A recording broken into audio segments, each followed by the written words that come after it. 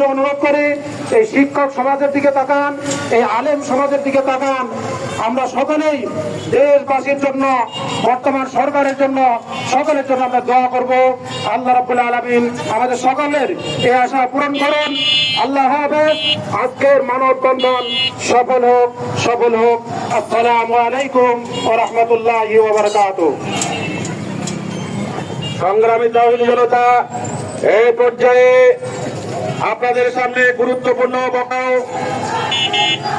Islamic ফাউন্ডেশনের মৌখিক শিক্ষক কল্যাণ পরিষদের সংগ্রামী প্রতিনিধি, ঠাকুরগাঁও সদর উপজেলার অন্যতম ব্যক্তিত্ব জনাব হযরত মাওলানা খায়রুল বাশার ভাই আপনাদের সামনে এখন গুরুত্বপূর্ণ আলোচনা পেশ করবেন।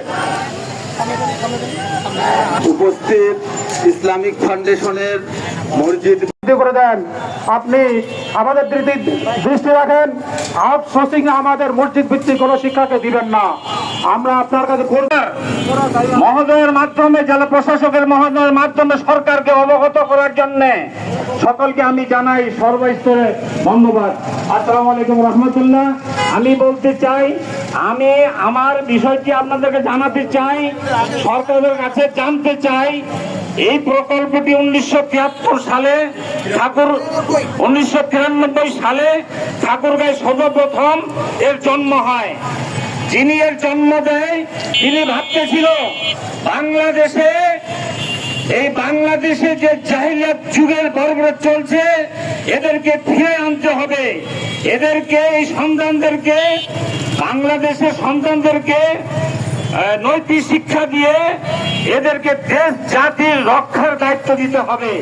আজকে ইসলামী শিক্ষার মূল্যবোধের সরকার তৈরি করতে হবে। আমি বলতে চাই, সাধারণ মানুষ এত নির্যাতিত, আজকে নতুন দেশ হয়েছে, কিন্তু এই মসজিদ শিশু হচ্ছে কার্যক্রমের নতুন সুসংবাদ আমরা পাই নাই। আমরা এত নির্যাতিত কোনদিন আমরা এই রাজপথে আসি নাই। আজকে আসতে বাধ্য হয়েছে আমাদেরকে। আমরা ডিসি মহোদয়ের মাধ্যমে সরকারকে জানাতে চাই, এই নতুন দেশ, নতুন সরকারের মাধ্যমে 5,000 টাকা বেতন শিক্ষক শিক্ষিকার জীবন নির্বাহ চলে কিনা আপনাদের বিবেকের কাছে আমার প্রশ্ন রইল।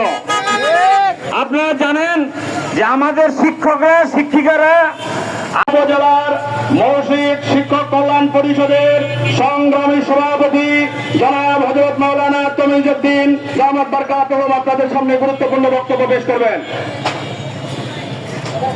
আসসালামু আলাইকুম ওয়া রাহমাতুল্লাহি ওয়া বারাকাতুহু। সম্মানিত সাংবাদিক বন্ধুগণ, সম্মানিত সাংবাদিক ভাইরা, সম্মানিত প্রশাসন ভাইরা, সকলকে আমি আবারও সালাম দিচ্ছি। আসসালামু আলাইকুম ওয়া রাহমাতুল্লাহি ওয়া বারাকাতুহু। আমাদের এই মানিত শিক্ষক ভাইরা যে কাজগুলি করে, মসজিদ ভিত্তিক শিশু ও গণশিক্ষা কার্যক্রমে